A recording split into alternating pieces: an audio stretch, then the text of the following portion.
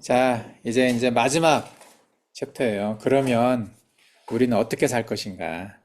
그래서 원래는 이제 내가 오픈 결말, 그러니까 뭐 이렇게 살자 저렇게 살자 얘기를 안 하려고 생각을 했었어요. 처음에는. 그래서 이 챕터를 안 만들었었는데, 근데 이제 그냥 해석을 알아서 마음대로 하라고 하다 보면 여러 가지 해석이 나올 수가 있고, 그럴 것 같아서 그냥 결론을 내리자 생각을 해서 이렇게 이제 결론에 해당하는 챕터를 하나 또 만들었어요. 그래서 뭐 우리가 그 상징하는 게 이제 뷰티풀 핏이잖아요. 아름다운 발길. 우리가 살아가고 있는 이 삶의 모습이 지금 하나님께서 원하시는 삶의 모습이라고 생각을 하고, 그래서 이렇게 복음을 전하는 발길, 생훌이죠. 우리 조직 이름대로. 이런 게 가장 하나님께서 원하는 삶의 모습이 아닐까 해서 이제 이걸 한번 정리를 해봤어요. 이거 어떻게 정리해 볼까 하다가 이제 예수님께서 우리에게 해주신 말씀, 마태복음에 여러 가지 비유로 해주신 말씀들이 있어요. 마지막 때에 대한 이야기가 이제 마태복음 24장과 25장에 나와 있거든요. 24장에 여러 가지 징조들을 설명하시고, 그 다음에 25장에 비유로, 이 비유라고 하는 것은 시대와 상황을 불문하고 상관없이 이렇게 누구에게나 비슷하게 해석될 수 있는 부분들이 좀 있거든요. 그래서 예수님께서 이제 여러 가지 비유를 연달아서 얘기를 하셨어요. 그 비유 안에 하나님께서 우리에게, 예수님께서 우리에게 말씀하시고자 하는 내용들이 들어있거든요. 어떻게 살아야 될지에 대한 내용들이 들어있기 때문에 그 비유를 정리를 하면서 마지막 때 우리가 어떻게 살기를 원하시는지 예수님께서 알려주신 그 방법들을, 그 내용들을 좀 정리를 해봤어요. 그 중에 이제 가장 첫 번째 나오는 게 무화과 나무의 비유예요. 무화과 나무. 무화과 나무를 가지고 여기저기 성경 여기저기 많이 나오거든요. 그래서 그 무화과 나무의 비유가 무엇을 뜻하는지 일단 마태복음 24장 32절에서 35절에 이제 나와 있는 내용이 우선 있고, 여기에서 보면 예수님께서 무화과 나무의 잎이 돋아나는 모습을 보고 여름이 가까워짐을 아는 것처럼 마지막 때에 일어날 징조들을 통해 주님이 다시 오실 날, 재림이 가까워졌음을 알아야 한다고 말씀을 하셨죠. 무화과 나무의 잎사귀가 무성한 것을 보면 여름에 따뜻하고 그럴 때 무성해지잖아요. 잎사귀가 맞아지는 것처럼 그 징조를, 시대의 징조를 알아야 된다고 말씀하신 거거든요. 그래서 우리 삶 속에서 하나님께서 주시는 여러 가지 표징, 사인들을 주의 깊게 보면서 하나님께서 성경을 통해서 말씀하신 예언들이 어느 만큼 이루어졌는지 그것을 성경적인 시각으로 세상을 좀 바라보는 어떤 의미죠. 근데 이 무화과 나무와 이제 관련된 비유가 성경에 또 여러 곳에 존재를 해요. 그리고 또 하나 열매 맺지 않는 무화과 나무에 대한 이야기가 나와요.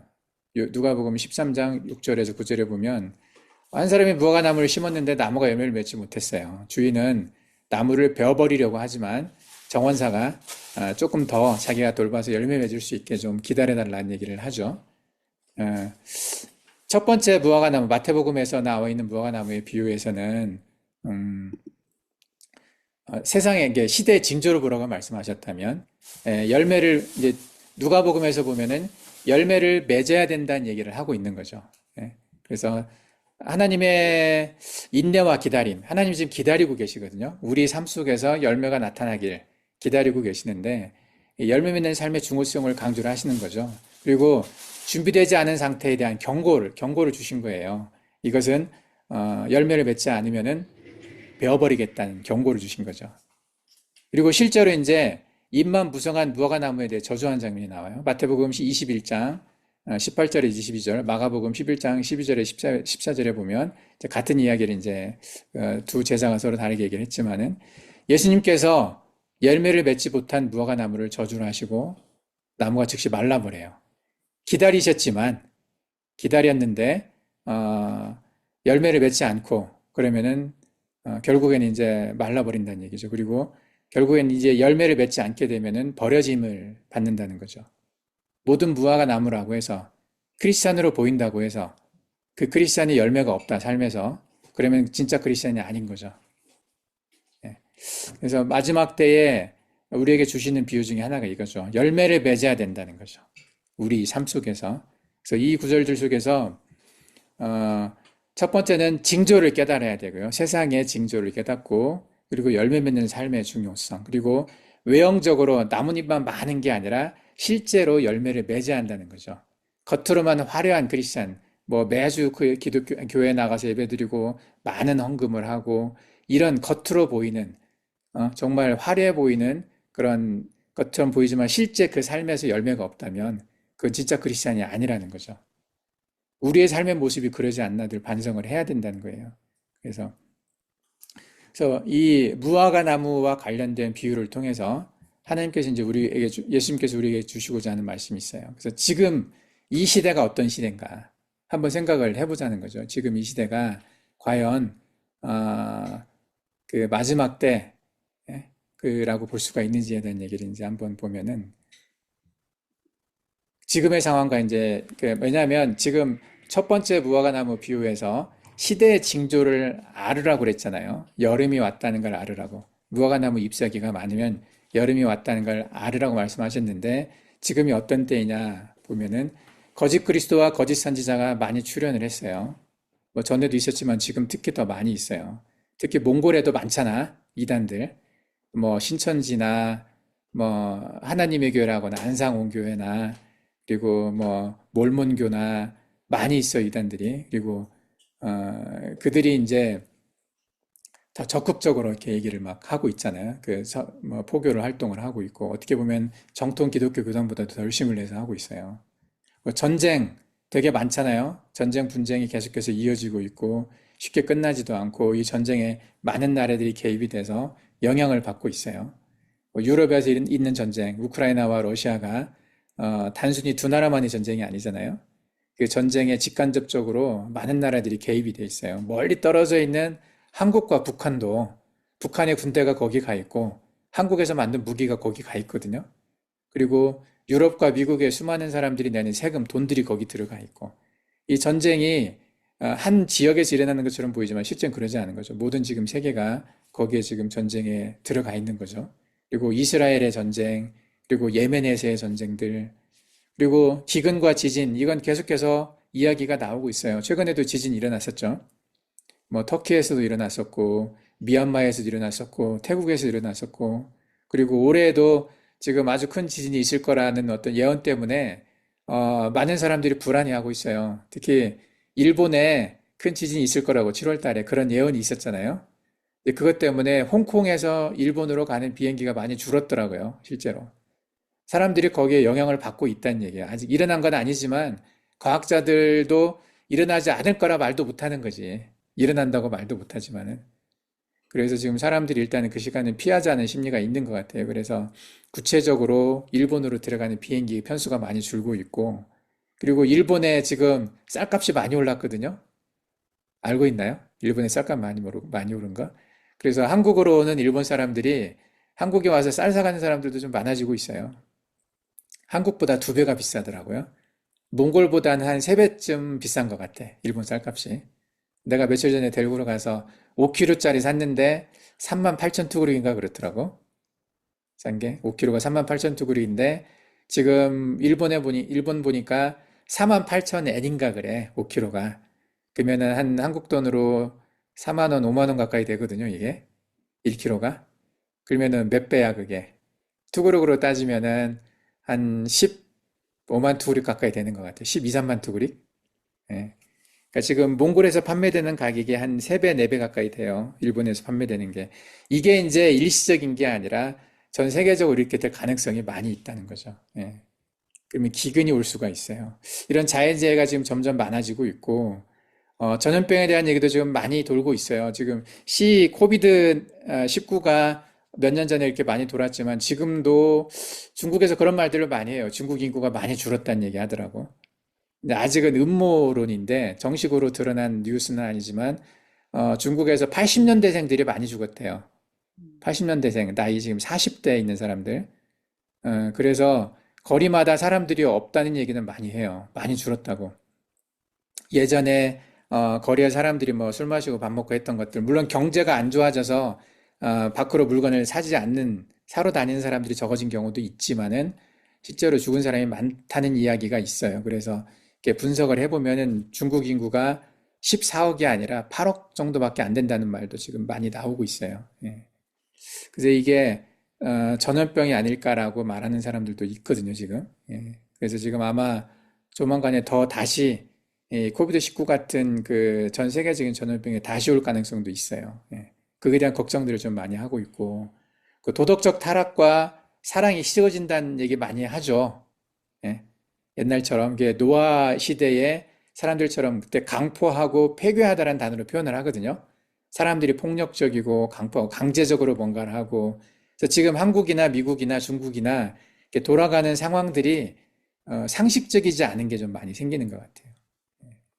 그 도덕적 타락, 법과 원칙이 없어지는 거죠. 예, 법과 원칙이 깨지는 거, 그리고 사람들의 마음에 사랑이 식어지고 하는 것들이 지금 눈에 두드러지게 나타나는 현상 중에 하나인 것 같아요. 이게 지금 다 나와요. 이게 예수님께서 마태복음 24장에서 예언했던 것들이거든요. 마지막 때가 되면 이런 일들이 있을 거다. 이렇게 얘기하셨던 것들이 지금 많이 드러나고 있다는 거죠. 그래서 현재 시대가 성경에서 말하는 마지막 때인지 우리가 단정적으로 확실히 100% 그렇다. 이렇게 말하기는 쉽지는 않겠지만은 성경에서 예언한 마지막 때의 징조들이 지금 많이 나타나고 있는 것은 사실이에요. 예. 그리고 이제 교황이 얼마 전에 이제 선종했다고 하는데 선종이란 말에 이렇게 뭐 돌아가셨다는 얘기죠. 그래서 새로운 교황을 뽑고 있는데 이제 이 교황과 관련된 예언들도 지금 많이 나오고 있어요. 말라키라고 하는 900년 전에 죽은 사람이 예언했던 게 있는데 이제 이것도 뭐 그 성경에 나온 예언은 아니기 때문에 그렇게 신빙성이 있는 건 아니지만 사람들이 많이 영향을 받고 있는 예언이거든요. 교황과 관련돼서. 그래서 지금 프란치스코 교황이 마지막 교황이었단 말도 하고 있고 뭐 하나 더 있다고 말도 이런 말들도 있는데 어쨌든 지금 굉장히 많은 사람들이 이 마지막 때에 대해서 특히 크리스찬들은 지금 이 마지막 때라는 생각들을 많이 가지고는 있어요. 예. 그렇다면 진짜 지금이 마지막 때인가? 예. 예수님께서는 그날과 그때는 아무도 모르나 징조를 보고 준비하라는 말씀을 하시죠. 우리가 아까 이제 무화과나무 얘기했던 것처럼. 근데 현재 시대는 성경이 묘사한 마지막 때의 특징과 상당히 비슷하지만 이 때를 정확한 때를 단정할 수는 없어요. 왜냐하면 아직 다 이루어진 건 아니거든요. 그리고 이 성경에서 나와 있는 마지막 때에 대한 예언이 다 이루어질 때까지 시간이 얼마나 걸릴지는 우리는 몰라요. 갑자기 막 그 시간이 지나갈 것인지 아니면 천천히 갈 것인지 그래서 우리 정확히는 모르지만은 근데 거의 이제 마지막 때에 가까웠다라는 것은 사람들이 많이들 얘기하고 있죠. 그래서 지금은 언제가 마지막 때인가 보다 더 중요한 것은 우리가 마지막 때를 살고 있다고 한다면 어떻게 살아야 되는가? 그게 더 중요하다는 거죠. 어떻게 살아야 되는가?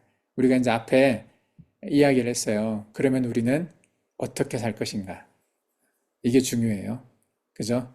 마지막 때를 아는 것보다 그건 우리가 정확하게 어차피 모르기 때문에 근데 이제 어떻게 사는가가 이제 더 중요하다는 얘기를 하고 있어요. 근데 지금의 마지막 때라면 어떻게 사는 것인가? 이것에 대한 세계관이 이제 기독교적으로 크게 두 가지가 있다고 그랬죠. 조금 나누면 세 가지인데 무천년주의적인 관점 그리고 전천년주의적인 관점이 조금 달라요. 거기 대하는 태도가 좀 다른데 이 양쪽 다 의미는 있어요. 둘 다 어느 한쪽이 틀리고 어느 한쪽이 맞다라고 말하기는 어려운 성격이에요. 이것은 보는 관점이 좀 차이가 있는 거지. 둘 다 잘 보려고 노력은 하는데 그래서 장단점은 있어요. 장단점.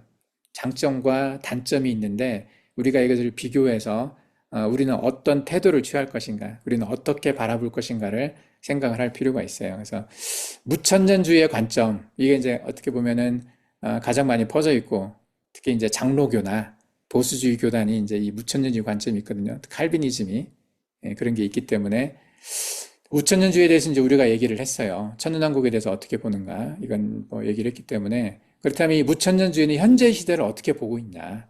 현재 시대는 천년왕국이 진행 중이고 예수님이 재림 전까지 복음이 세상에 전파될 것입니다. 무천년주의는 그렇게 본다고 그랬죠. 지금이 천년왕국 때라고. 그래서 악이 여전히 존재하긴 하지만은 교회가 복음을 전할 수 있는 상태이기 때문에 하나님의 나라가 확장되어 가고 있다라고 보고 있는 거죠. 그리고 예수님이 말씀하신 마지막 때의 징조, 전쟁이나 기근이나 이런 배교 등은 예수님 초림 후부터 지금까지 계속 있어 왔던 거니까 특별히 지금이라고 해서 뭐 더 특별한 건 아니다 이렇게 본다는 거죠. 그래서 지금은 계속 진행되고 있는 그런 느낌의 예, 그런 무천년주의적 관점은 좀 그런 게 좀 있어요. 그래서 무화과 나무의 비유를 무천년주의는 어떻게 해석을 하냐면 무화과 나무의 새잎이 돋아나는 것을 복음 전파와 교회의 성장으로 본다는 거죠. 예, 교회가 성장해서 여름처럼 성장하고 있다. 그래서 마지막 때의 징조들은 처음부터 예수님 처음 오신 때 이후로 계속해서 지금까지 나타난 현상이기 때문에 이것이 재림이 점점 더 가까워졌다라고 보는 것보다는 그냥 진행되고 있다라고 보는 거죠. 그래서 특정 시대의 사건을 종말의 결정적인 징조로 보지는 않아요. 예. 그래서 하나님께서 정하신 때가 되면 예수님이 재림하실 거라고 믿고 있는 거죠. 그래서 지금의 삶의 패턴을 그냥 그대로 유지하자. 이런 개념을 가지고 있어요. 내가 아까 이제 대학교 한국 입학 시험에 대해 대학교 들어가는 시험에 대해 두 종류 시험을 얘기를 했잖아요. 예, 수시하고 정시하고 3년 내내 좋은 성적을 유지해야 좋은 대학을 갈 수 있는 수시와 어, 마지막 시험만 잘 보면 좋은 대학에 갈 수 있는 어떤 정시 이 두 가지 시험이 있다고 얘기를 했잖아요. 예. 근데 이 무천년주의는 수시의 개념이 좀 있다는 거죠. 그래서 매 시험마다 잘하자, 잘하자 이런 개념이 있어요. 이것도 틀린 얘기는 아니에요. 근데 마지막 때 조금 더 잘하자. 왜냐하면 이 마지막 때 보는 그 테스트도 중요하거든요. 예, 그걸로도 들어갈 수가 있기 때문에 어쨌든 이 두 가지 다 중요한데 무천년주의는 평상시에 잘하자. 보통 때에도 중요하기 때문에 매번 다 중요하니까 이제 그러다 보니까 이게 좀 긴장이 떨어지는 부분은 있어요. 긴장. 이게 사람이 달리기를 할 때 매번 다 계속 똑같은 속도로 달리기는 어렵잖아요. 마지막 때에 더 열심히 달리면 더 좋은 기록이 나오는 건데 무천년주의는 마지막 때에 대한 개념이 좀 희미하기 때문에 이게 똑같은 속도로 계속 가는 걸 중요하게 생각을 하지 더 빨리 더 열심히 달리자는 그런 개념이 좀 적다는 거죠. 예. 그래서 무천년주의적 관점은 이렇고 이제 전천년주의는 어떻게 보냐? 전천년주의는 우리가 이제 다 알고 있어요. 그러면 현재 시대를 어떻게 보냐? 마지막 때의 징조들이 나타나는 시기라고 본다는 거죠. 그래서 점점 더 세상이 좀 어려워질 거고 환란이 조금 더 심해질 거고 예수님이 재림이 좀 더 가까워졌다라고 생각을 하는 거죠. 무화과나무 비유에서 보면 잎이 돋으면 여름이 가까운 줄 안다는 말씀에서 이것을 사인으로 본다는 얘기죠. 아까 이제 무천년주의에서는 이것을 어떻게 봤어요? 교회가 성장한다고 보는 거죠. 무화과나무 잎사귀가 많아지는 것이 점점 더 교회가 성장을 해서 열매가 맺혀질 거다. 가을이 가까이 오면 이제 이런 식의 생각을 가지고 본다는 얘기고 전천년주의에서 이것을 징조로 본다는 얘기죠. 무화과나무 잎사귀가 많으면 어, 그 마지막 때가 가까운 것처럼 이렇게 징조로 본다는 거죠. 여름이 가까웠다는 걸 알 수 있는 거기 때문에 그래서 세계적으로 일어난 여러 사건들을 종말의 징조로 해석을 한다는 거죠. 좀 다르죠. 그래서 아까 이제 얘기했던 이 다섯 가지 지금 시대 거짓 그리스도와 거짓 선지자의 출현, 전쟁과 분쟁의 증가, 기근과 지진 등 자연재해의 빈발, 전염병의 확산, 도덕적 타락과 사랑의 식어짐 이 증상들을 어, 전천년주의에서는 심각하게 바라보는 거죠. 그래서 이게 지금이 마지막 때의 징조다 예, 이렇게 보고 있다는. 그래서 예수님께서 재림 직전이기 때문에 더욱더 깨어 준비해야 한다고 강조를 하는 거죠. 예. 이 두 가지 비교를 해보면 이 전천년주의 안에 이제 역사적 전천년과 세대주의 전천년이 함께 집어넣었어요. 조금 서로 입장이 다르긴 하지만은 전천년주의 개념이 이제 있기 때문에 천년왕국을 바라보는 거, 현재 시대에 대한 해석, 종말 징조에 대한 해석, 무화과나무 비유해석이 좀 달라요. 둘이. 그래서 근데 두 가지 개념 다 의미가 있기 때문에 무천년주의적인 해석도 중요하고 전천년주의적인 해석도 좀 중요한 것 같아요. 그럼 우리는 어떻게 살아야 되냐? 예? 무천년주의적 관점에서는 지금이 천년왕국의 과정 중에 있기 때문에 지속적으로 복음을 전하고 교회를 세워가며 신앙을 지켜야 합니다. 이게 지금 우리가 살고 있는 삶의 형태죠. 그죠? 계속 복음을 전하고 교회를 세워가고 예, 그 일을 지금 우리가 해야 되고 전천년주의 관점에서는 현재가 마지막 때이며 곧 닥칠 대환란과 예수님의 재림을 준비해야 한다고 강조합니다. 이것도 우리가 하고 있어요. 그죠?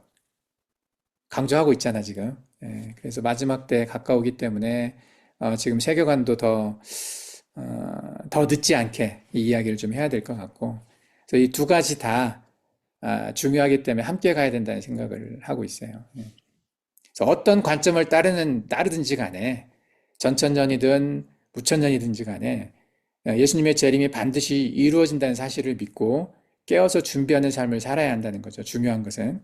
그리고 신앙을 소홀히 하지 않고 기도와 말씀으로도 깨어 있어야 되고 복음을 전하고 사랑과 섬김의 삶을 실천해야 한다는 거죠. 그리고 이제 또 다른 비유가 있었어요. 마태복음 24장의 비유에 보면은 깨어 있으라는 그런 비유가 있어요. 그러므로 깨어 있으라. 37절에서 44절에 보면 어느 날에 너희 주가 임할지 너희가 알지 못함이라. 생각하지 않은 때에 인자가 오리라. 예수님께서 이제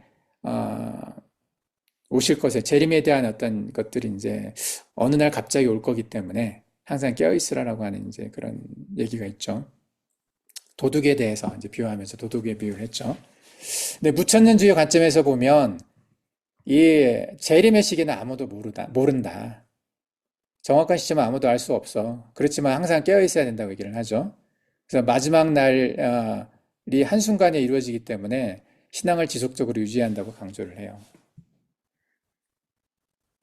근데 이제 이런 의미에서 현재 시대를 바라보는 게 현재는 교회 시대이고 성도들이 복음 전파하고 신앙을 지키는 것이 중요하다. 이제 아까 얘기했던 것처럼 마지막 때 재림의 징조들은 특수한 사건이 아니라 교회 시대 전반에서 나타나는 거기 때문에 항상 준비하는 것이 중요하지.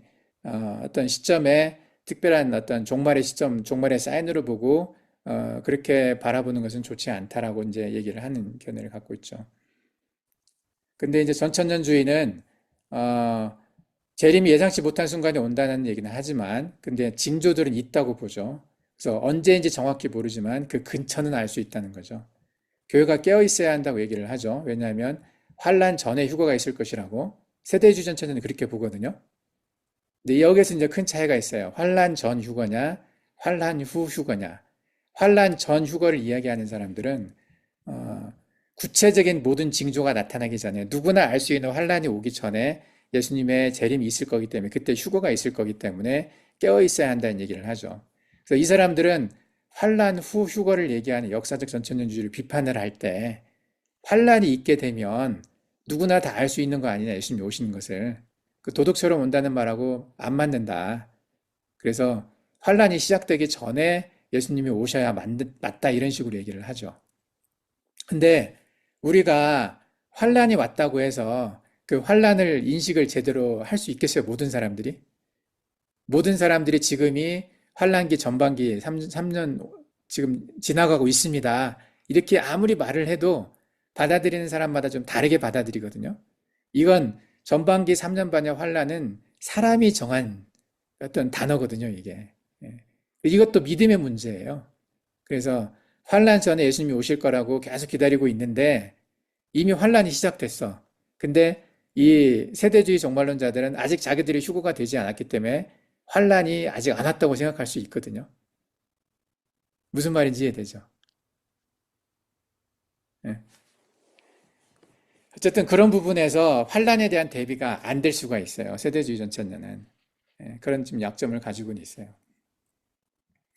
그래서 예수님이 재림이 점점 가까워지고 있다고는 말은 하는데 이제 구체적인 증상들 또 예수님이 재림이 가까워졌을 때 이제 어떻게 해야 될지에 대해서는 이제 좀 사람들마다 다른 견해를 가지고는 있는 것 같아요. 예. 근데 어쨌든 전천년주의는 지금의 시대를 가까워졌다고 보죠. 되게 환란이 이미 시작됐다고 말하는 사람도 있고 아직 오지 않았다고 말하는 사람도 있어요. 어떤 사람은 특정한 사건을 시작으로 해서 이미 전반기 3년 반이 시작됐다라고 말하는 사람도 있거든요.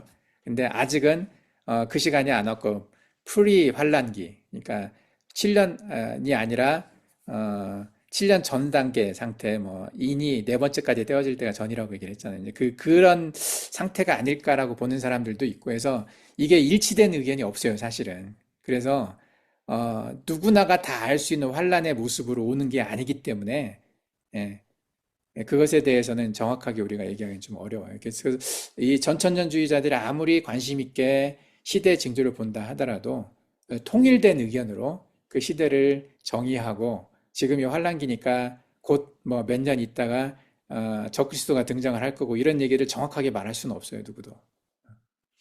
그냥 나름대로 알아서 이제 긴장하자는 거죠. 그리고 이제 이 시대를 알 수 있는, 그러므로 깨어 있으라고 가장 이제 하는 말 중에 데살로니가전서 5장 4절에서 6절에 보면 이 말씀이 있어요. 형제들아 너희는 어두움에 있지 아니하며 그날이 도둑같이 너희에게 임하지 못하리니 우리는 밤이나 어두움에 속하지 아니하노라. 그러므로 우리는 다른 이들과 같이 자지 말고 오직 깨어 정신을 차릴지라. 이 앞에 나와 있는 구절에 대해서 우리가 전에 얘기를 한번 했었어요. 그 휴거와 관련된 어떤 그런 구절에 대한 얘기를 했었는데 여기서도 보면 이 구절은 예수님의 재림이 도둑같이 임하긴 하지만 신자들은 깨어있기 때문에 그날이 갑작스럽지 않을 것이라고 얘기를 하고 있어요. 근데 무천년주의는 현재 교회가 시대가 천년왕국이고 재림에 항상 준비해야 하는 입장이긴 하지만 어, 이제 너무 오랫동안 깨어있으라고 하다 보니까 전에도 이랬었고 지금도 이렇고 하니까 이제 긴장감이 많이 떨어져 있다는 거죠. 그래서 무천년주의 관점으로 세상을 바라보면 깨어서 계속 보기가 쉽지가 않아요. 나는 눈 뜨고 깨어있는 것 같은데 실제로는 자고 있는 경우들도 있거든요. 그러지 않아요? 우리 공부할 때, 시험 공부할 때 나는 막 공부한 것 같아. 근데 시간이 2시간, 3시간 싹 지나가 버렸어. 알고 보니까 내가 자고 있던 거지. 예. 그런 경험들 다 있죠. 예.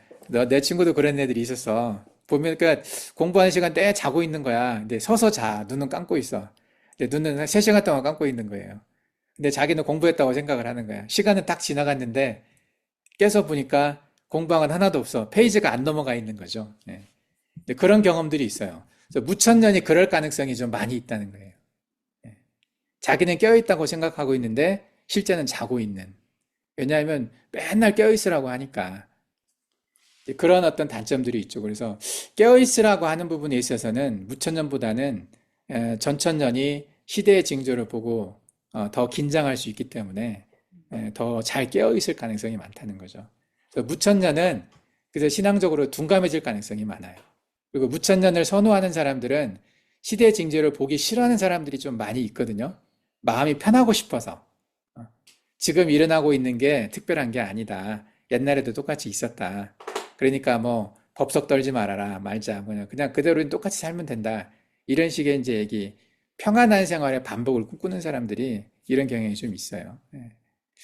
그래서 좀 무천년은 좀 이렇게 더 늦게 깨닫게 될 가능성이 많죠. 많이 진행되고 난 다음에 정말 누가 봐도 이건 정말 마지막 때라고 말할 수밖에 없는 그 상황까지 몰려서야 그때서 인정할 가능성이 많아요.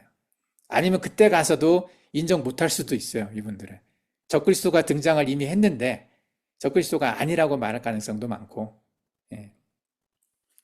그래서 적그리스도가 이제 그래서 묻혀는 적그리스도를 사실은 단 한 명의 적그리스도로 보지는 않죠. 예. 그래서 이렇게 마지막 때를 바라보기가 좀 어려울 가능성이 많아요. 그래서 무천년주의와 전천년주의를 비교를 해보면 사실은 이제 전천년주의가 더 마지막 때에 껴있기 좋은 거긴 해요. 예. 이론상으로는 무천년주의가 항상 껴있으라고 말은 하죠.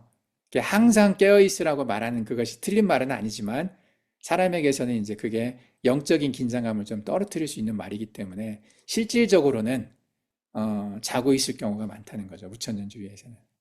그래서 우리는 그런 부분에 있어서는 전천년주의가 더 옳다고 생각을 해요. 징조를 보려고 노력하고 마지막 때에 더 긴장하고 더 집중해서 시대의 징조를 보려고 노력하는 게 더 깨어있을 수 있는 방법 중에 하나인 것 같아요. 예. 그래서 이제 이런 비유를 이제 쭉 비교를 했었는데, 그래서 이 전천년주의와 무천년주의를 이렇게 비교를 해석하다 보면은 이제 이 마지막 때에 이제 그 뭐랄까 어, 비유로 말씀하셨던 그 비유에 대한 해석들이 무천년과 전천년이 서로 다를 수밖에 없거든요. 그래서 이제 비교를 해보면 어, 무천년주의가 이제 충성된 종과 악한 종에 대한 해석이 마태복음에 나와 있는 비유를 이제 여러 가지 얘기하는 거예요. 열처녀의 비유가 있고 달란트의 비유가 있고 이런 비유들이 있어요. 이런 비유들을 어떻게 해석을 하느냐. 무천년주의는 현재 신앙과 사명에 충실해야 한다고 얘기를 하죠. 이거 중요한 말, 뭐 틀린 말은 아니죠. 근데 전천년주의는 마지막 때에 더욱더 집중해야 된다. 평상시에도 충성하고 해야 되지만 평상시에도 열심히 달려가야 되지만 마지막 때에는 더 열심히 달려야 된다는 얘기를 하는 거죠. 스퍼트를 하는 거죠. 스퍼트. 음? 우리가 마라톤 할 때 그러잖아요. 계속 열심히 달려야 돼. 근데 마지막 한 바퀴 남았을 때, 또는 마지막 두 바퀴 남았을 때 더 열심히 뛰잖아요. 끝이 보이니까. 그런 것처럼 끝이 보이는 것을 알면 마지막에 더 힘을 내서 뛸 수가 있어요. 근데 끝이 안 보이면 그렇게 힘내서 뛰다가 지쳐 퍼지니까 힘을 못 내거든요. 그냥 그 페이스를 유지하려고 하는 거죠. 똑같은 패턴으로 가려고 하는 거죠. 그러다 보면 이제 끝나는 경우도 있는데 무천년주의가 이제 그 페이스를 유지하자는 거고 전천년주의는 마지막 때가 되면 더 열심히 달리자는 거죠. 예. 그런 차이가 있어요. 열천에 비해서도 부천년주의는 지속적인 시장 유지가 필요하다고 강조를 하죠. 지속적이라는 말. 이게 이제 상당히 좀 필요하고 중요한 말이기는 하지만 꾸준하게 계속해서 해야 한다는. 근데 현실적으로 이제 이것이 조금 더 이렇게 깨어있기 어렵다고 얘기를 했어요. 근데 전천년주의에서는 신랑이 도착할 때 가깝다는 걸 더 알고 더 긴장해서 준비하자는 거죠. 예. 달란트를 비유해서도 계속 꾸준하게 달란트를 사용해서 이것은 어떻게 보면은 그냥 그 달란트를 잃어버리지 않고 그냥 묻어두는 듯한 느낌이 있어요. 제대로 다 활용하지 않고. 근데 전천년주의는 시간이 얼마 남지 않았으니까 적극적으로 더 쓰자. 우리가 가지고 있는 힘, 우리가 가지고 있는 에너지, 우리가 가지고 있는 재능을 조금 더 많이 쓰자라는 그런 생각을 가지고 갈 수 있다는 거죠. 예. 근데 만약에 이제 전천년주의처럼 생각을 하고 했는데 끝이 안 왔어. 그러면 이제 퍼지는 거잖아요. 열심히 뛰어갔는데 정말 끝인 줄 알고 막 모든 힘을 다 쏟아서 했는데 끝이 안 와버렸어. 그게 이제 다미성교회 같은 그런 그 세대주의 종말론, 시한부 종말론에 대한 어떤 단점들이거든요. 그런 걸 몇 번 겪다 보니까 이제 무천년이 더 건강하다라는 생각을 하는 거죠. 예. 그래서 우리가 징조를 정확하게 볼 필요가 있어요. 어느 한 사람이 계시를 받았다. 이건 나는 무조건 꽝이라고 생각을 해요. 하나님이 나타나서 나한테 얘기해 주셨다. 천사가 얘기해 주셨다. 나한테 계시해 주셨다. 이런 식의 개념으로 하는 사람 말은 들을 필요가 없어요. 사실은. 그 사람들은 말은 지금까지 다 틀렸거든요. 우리가 보는 것은 시대 징조를 보는 거예요. 누구 계시를 듣는 게 아니라 여기 있다 저기 있다 말하는 어떤 계시를 듣는 게 아니라 징조를 보고 갈 필요가 있는 거죠. 그러면은 헛되이 힘을 쓰는 예, 너무 내가 열심히 달려서 모든 걸 희생해서 갔는데 아무 일도 일어나지 않아서 그냥 이렇게 다운되고 퍼져버리는 이런 것들은 일어나지 않을 거예요. 이제 그런 것들이 몇 번 반복이 됐었기 때문에 사람들은 그것에 대해 이제 조심하자 해서 무천년주의가 더 힘을 얻게 된 계기가 됐어요. 내가 이제 전에 했던 것처럼 한국은 다미선교회 사건이 좀 컸었고 지금도 이제 인터콥이 한국에서 많이 몰리고 있거든요. 인터콥이 이단으로 이렇게 교류 금지가 이단으로 규정된 건 아니지만 많은 교단에서 교류 못하게 돼 있고 그래서 인터콥에서 있었던 선교사들이 많이 나갔어요. 그래서 인터콥이 가지고 있었던 어떤 마지막 때의 징조를 보고 열심히 달리고자 했던 그게 지금 식어진 것도 사실이거든요, 많이. 그래서 이제 그런 어떤 반복되는 뭐랄까 시행착오 이런 것들 때문에 그 전천년주의가 이제 많이 지금 퇴색되어 가고 있는 그러니까 무천년주의가 더 이렇게 사람들 사이에서 각광을 받고 있는 어떤 그런 계기가 된 것 같아요. 근데 마지막 때에 더 필요한 것은 사실은 전천년주의적인 그 시대의 징조를 더 열심히 보려고 하는 게 더 필요하다는 거죠. 예. 자, 이제 시간이 2분 56초 남았는데 오늘은 여기까지 하고 다음 주에 이제 다음 시간에 더 이어가도록 하겠습니다. 자,